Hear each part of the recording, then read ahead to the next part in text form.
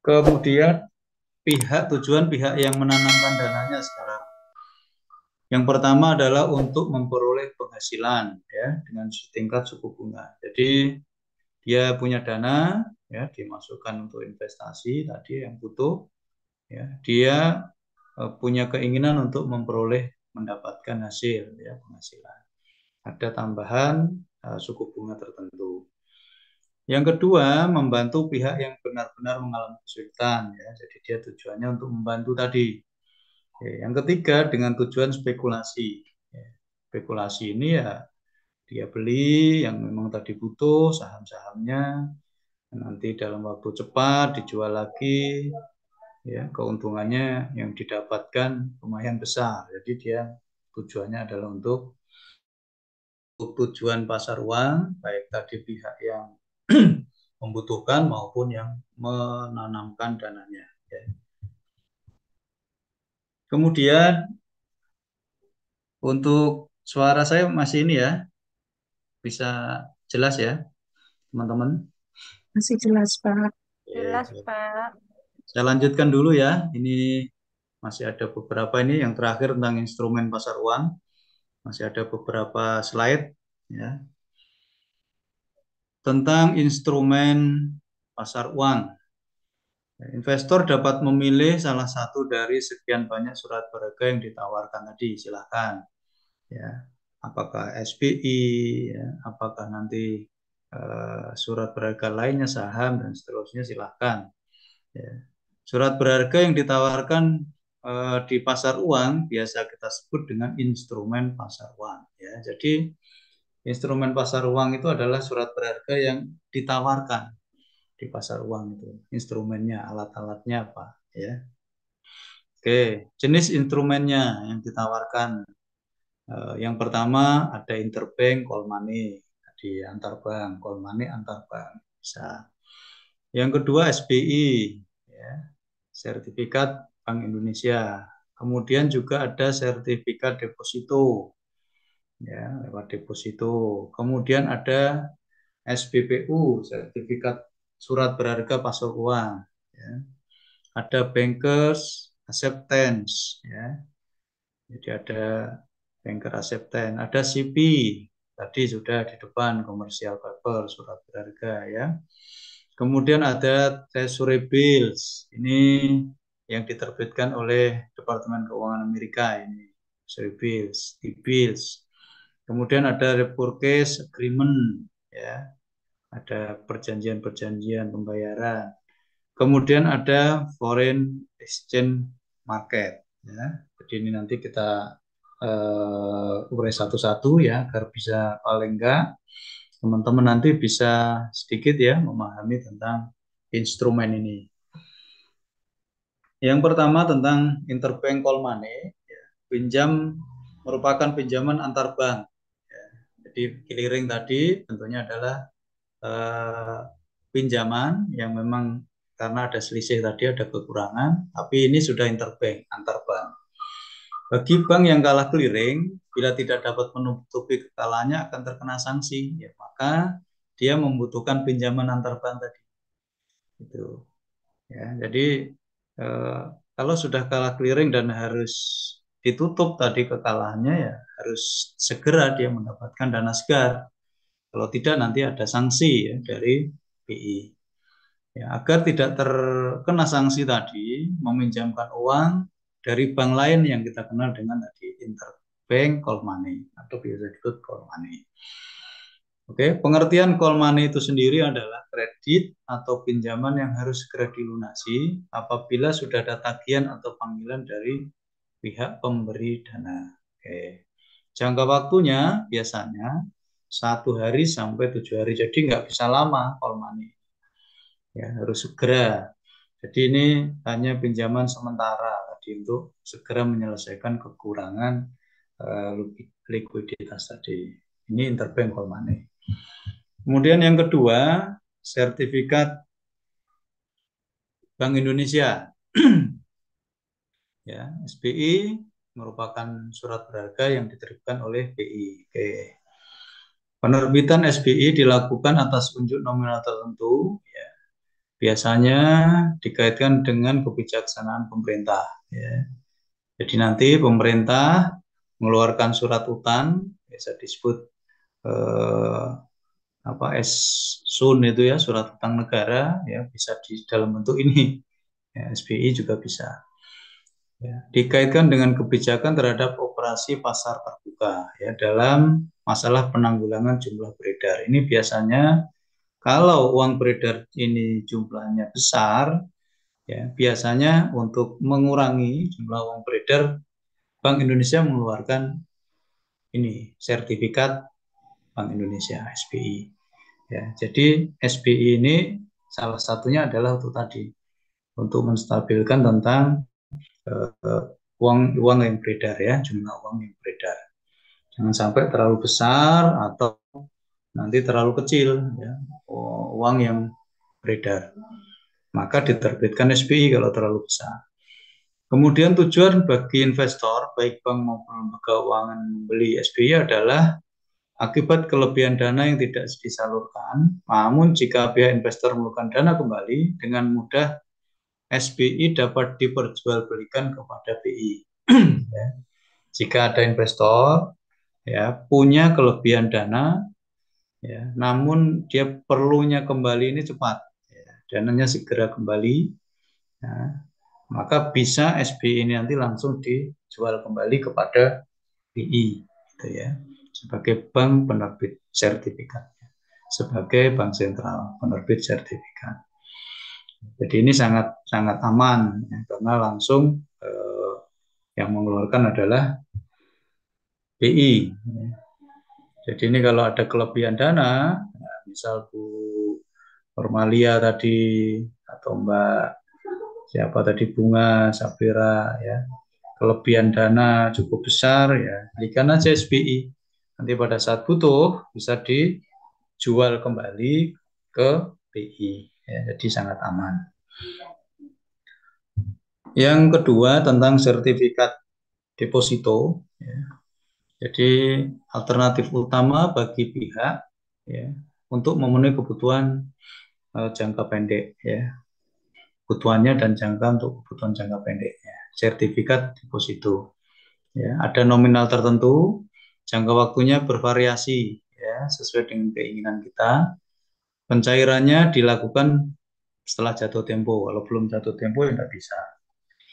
Ya, apabila investor memerlukan dana, maka sertifikat deposito juga bisa diperjualbelikan. Jadi sertifikat deposito ini juga bisa sebagai diperjualbelikan kembali bisa. Ya.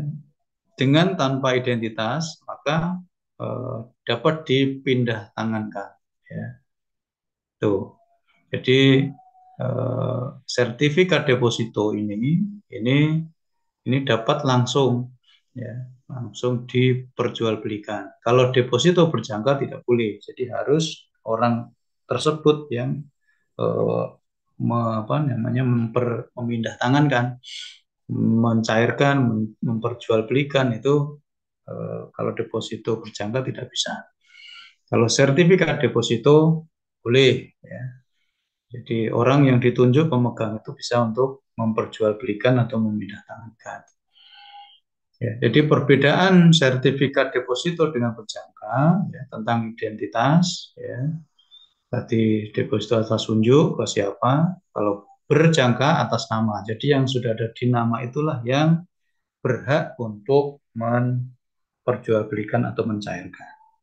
Ya, itu perbedaannya.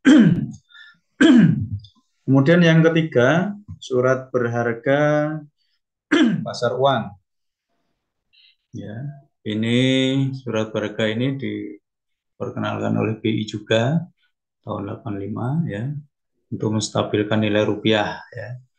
Bank atau lembaga keuangan yang ingin memperoleh dana jangka pendek dapat menerbitkan SPPU, ya, surat berharga pasar uang, kemudian diperjualbelikan dengan BI atau pihak lainnya.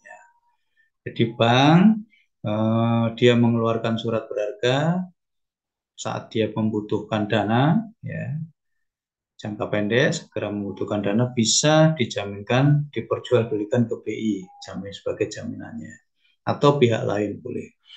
Penerbitan warkat berupa wesel atau promise jangka waktunya biasanya 30 sampai 180 hari. Ya, ada jangka waktunya untuk surat berharga ini.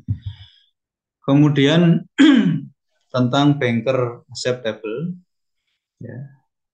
Jadi ini terjadi di perdagangan luar negeri biasanya, ya. Ada proses transaksi pembelian atau penjualan barang antar negara. Jadi itu setelah menyetujui nanti ada kontrak penjualan LC, biasa disebut naik ini, kemudian buka LC antar bank, ya, dengan bank yang ditunjuk. Biasanya bank ini ada di Jakarta sebagai opening bank. Banknya ada di Jakarta. Ini namanya banker acceptance. Atas persetujuan bank importir, jadi nanti sudah antar bank tadi, ya. Jadi perdagangannya ekspor impor, ini nanti pakai banker acceptable ini, bentuknya LC. Ya. Atas persetujuan bank importir, maka bank eksportirnya yang ditunjuk dapat membuka wesel atas nama bank importir begitu barang dikirim. Ya, jangka waktunya sama 30 hari sampai 180 hari. Jadi surat berharganya namanya banker acceptable. Kemudian juga ada CP, surat berharga, ya, yang jangka waktunya tidak lebih dari 1 tahun. Ya. Yang termasuk ini adalah promise, ya, yang diterbitkan oleh lembaga keuangan. Tidak ada jaminan, kemudian membayar, ya, pemegang, di mana kepada si pemegang promise penerbit berjanji untuk bayar tertentu. Jadi di situ sudah ada nominalnya. Ya. Jadi seringkali penjualan CP dalam jumlah yang sangat besar, pihak investor biasanya meminta jaminan. Jadi semacam surat berharga ini kalau jumlahnya besar, nominalnya besar, biasanya ada surat berharganya. Jaminan tersebut biasanya namanya ada bank garansi. Ya, jadi bank garansi. Jadi ada sejumlah nominal tertentu yang ditempatkan di bank. Ya, jadi ada bank garansinya di situ. Atau ada bank yang menjamin dana yang dari pihak yang salah satunya tadi, ya. Kelebihan dari CP terletak daripada jaminan, di mana pihak penerbit tidak perlu menyediakan jaminan kecuali yang jumlahnya besar tadi. Jadi dengan penerbitnya tidak usah ada jaminan. Kemudian tingkat suku bunga dari CP ini lebih rendah. Nah, ini kelebihannya daripada jenis kredit lainnya. Ya. Oke, itu tentang CP. Kemudian treasury bills, ya, T-bills. Ini instrumen pasar modal diterbitkan oleh Bank Sentral, ya, ini Bank Sentral Amerika, ya, misalnya, dalam jangka waktu 1 tahun. Ya, di Indonesia sama dengan SBI, gitu ya. Jadi apa namanya? Kalau SBI itu oleh Bank Indonesia, kalau T-bills itu Departemen Keuangan Amerika yang menerbitkan instrumen pasar modalnya. Keuntungannya bagi pembeli faktor kepercayaan akan dibeli kembali, ya, mengingat diterbitkan oleh bank pemerintah. Jadi sama dengan SBI, ya, dapat dengan mudah juga diperjualbelikan. Jadi bedanya hanya yang mengeluarkan.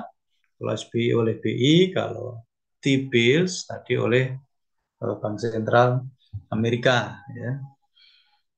Oke, itu. Kemudian yang terakhir tentang repurchase agreement, bentuk surat berharga yang dapat diperjualbelikan dengan perjanjian tertulis, ya, bahwa si penjual akan membeli kembali. Jadi ada apa namanya, penjual tadi, ya, penjual surat berharga dia butuh uang, dia membuat sebuah surat berharga, kemudian ada perjanjian tertulis dengan si pembelinya yang nanti akan dibeli kembali. Ya. Di situ disertai dengan harganya, kemudian tanggal jatuh temponya, kemudian juga pengembaliannya jadi angka berapa ya seterusnya. Itu namanya repurchase agreement ya. Jadi itu ya teman-teman mahasiswa ya untuk materi malam hari ini paling tidak ini memberikan gambaran kepada kita ya tentang lembaga penunjang perbankan. Karena kebutuhan modal, kebutuhan pendanaan ini sudah ya memang sangat dibutuhkan ya untuk bank maupun di perusahaan ya untuk memenuhi kebutuhan terutama kebutuhan jangka pendeknya ya. Ada clearing tadi, kemudian juga ada instrumen-instrumennya apa saja. Itu saja ya untuk materi dari saya.